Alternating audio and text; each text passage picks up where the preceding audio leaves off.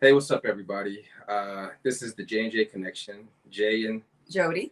and we basically wanted to come together and share, our background. You've probably already seen our individual videos where we shared our background, our perspectives, our passion for why we wanted to do this.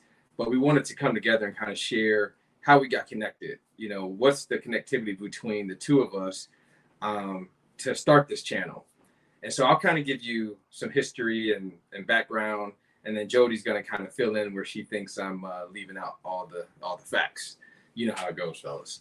And so we met probably over a year ago now. Yeah. Over a year ago, she was working remotely in Jacksonville, and I was in Jacksonville for a Chicago style stepper set. And the hotel I was staying in, she was in the lobby. Apparently, I think she had an issue with her room or the service or something. And I saw her, and I was, it was a group of us actually that left that rode from Tampa to Jacksonville. And so I saw her, and I was just kind of being flirty. And Jody wasn't having no part of it. I mean, fellas, if Stone Cold was a face, that's the face she was giving me. I mean, I was throwing everything at her to just crack a smile, not formulate a smile, but just to crack it, to see a teeth, a tooth. Man, she wasn't having it. Just, the looks. And so I was like, man, boy, she's Stone Cold. All right, it's all good. I'm gonna leave it alone. So I went up to my room, got checked in, came back. Well, okay, let me interject. Okay. So unbeknownst to him, I do put on this tough exterior. And I mean, you can say playing hard to get, if that's what you want to call it. But actually, she didn't want to get got.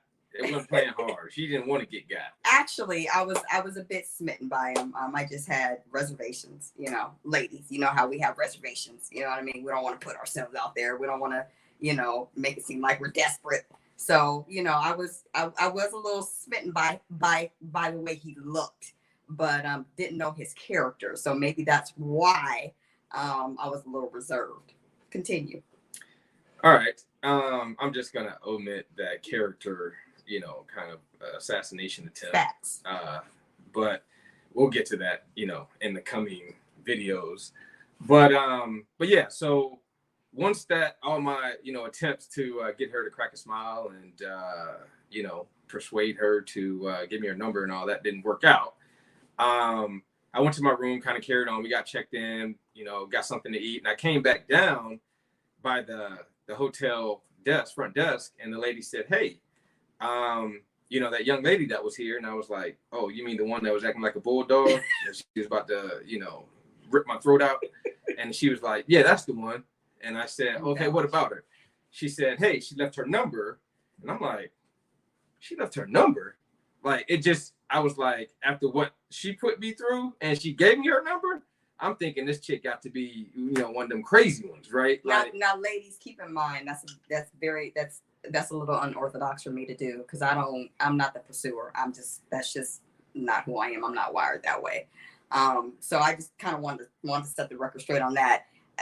Clearly, he was, he was exempt from how I'm used to flowing. But go ahead. So I got the information. I said, okay, cool. I figured, hey, we were there for, a party, and, we were about to get the festivities started. I think we had just finished eating when I got her information, and everybody's kind of getting ready and relaxing. And so I said, all right, I'll call her tomorrow once I get back in town. He called me right away, like within 2 seconds. No, I didn't. Oh, okay. I'm about to say, don't be lying to the people. Within 2 seconds. Right. Right. Her age, fellas, how that age, the memory, But anyways. He wanted to call me in 2 seconds, but go ahead. Anyways, so, I said, all right, I'll call her tomorrow. And I think about 11:30, midnight, I get a messenger message on Facebook. And it's her. Like, hey, just in case you didn't get my number from the front desk. And she knew I'd already gotten the number from the front desk because she called and said, hey, did you give her my number? So she already knew I got her number. But she wanted to take it an extra step and searched your brother on Facebook. She used the information that she got. She heard me say my name and Tampa. So I guess she used that little bit of information to, No, that's not how that happened. What happened was the concierge, the person at the front desk, actually provided that information to a coworker of mine, because I was telling my coworker about this guy that I was kind of smitten by, that I saw at the front desk. And so I called my coworker and I instructed my coworker to get the information from the concierge. That's how that transpired. That's how I got his information. It's because my coworker actually retrieved that information. So it's not that I called front desk and said, "Hey, did you get information for me?" That's not how that happened. Sorry. Yeah. Right. So, anyways, I told her, I think about midnight or 12:30 or something like that. I said, "All right, yeah, I'm out. We're doing our little stepping thing here." But I said, "Yo, I'll hit you up tomorrow. When I get back in town." Can you please tell the audience what the text was about? Was it about you per se, or was it about stepping? She might have been inquiring about stepping, but come on now. You know exactly what you were inquiring about. It was about stepping. Right. Well, the people know what you were inquiring about. And so I said, "Yo, I'll hit you back tomorrow. We can talk." Right. So that's how it kind of got started. That's how Jay met Jodie.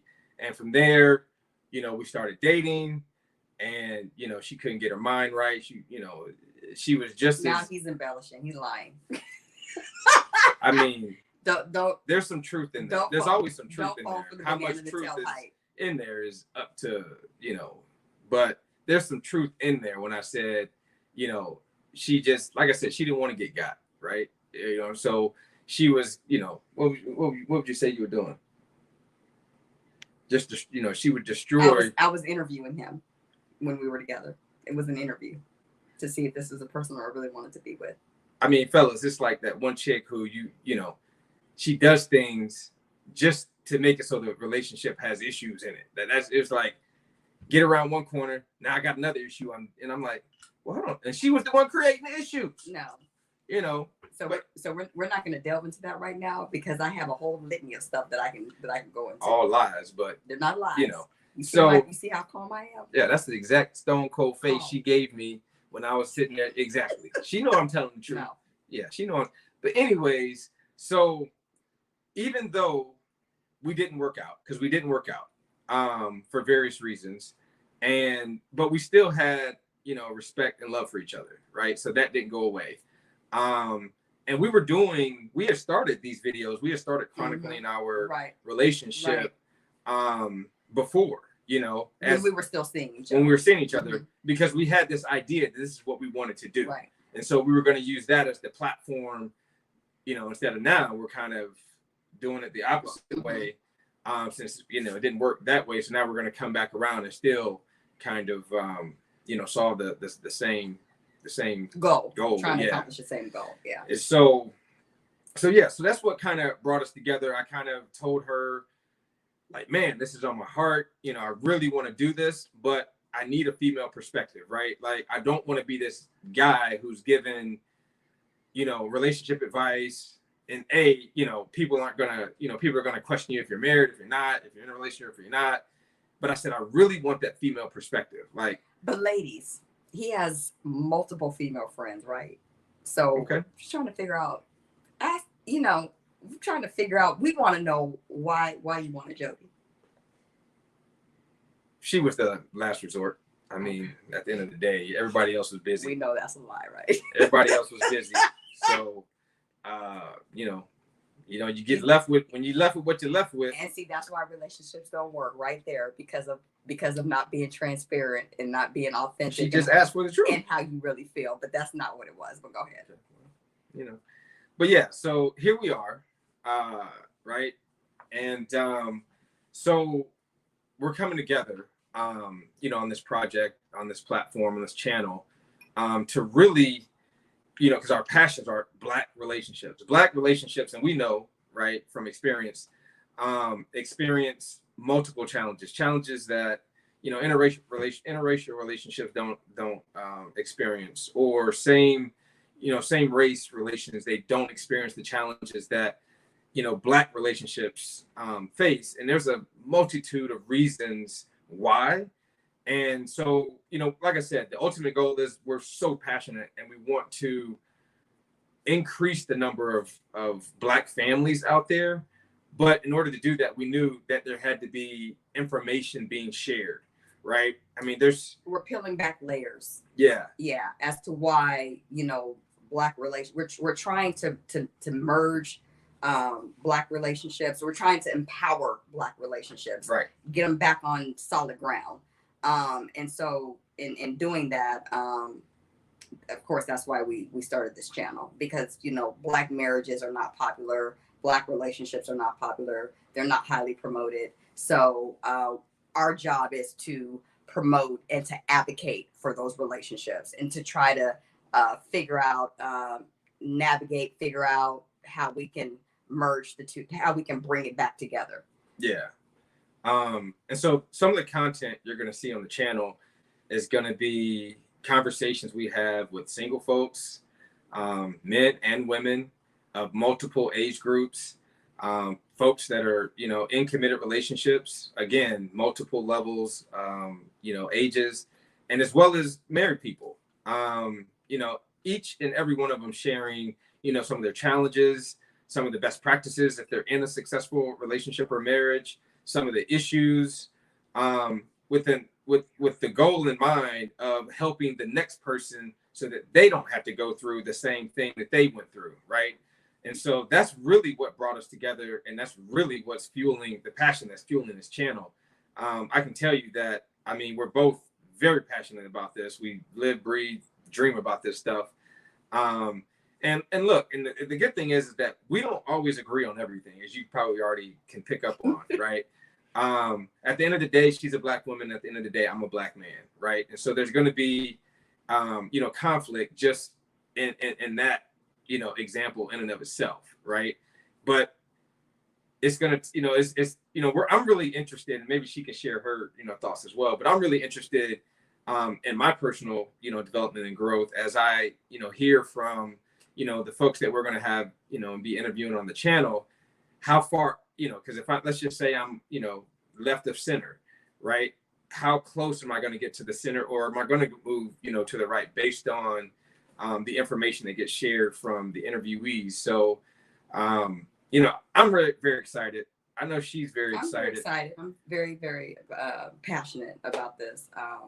Hopefully we can, at the end of the day, accomplish the goal, or, goals, or the goal that we have set out to do. So that's all I have to say right for the moment. So stay tuned. We're just getting started at this point in March, middle of March. Yeah.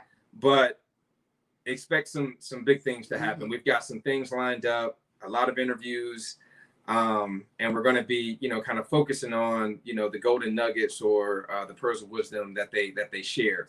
And again, it's also up to you guys to be as engaging with us as we are with you.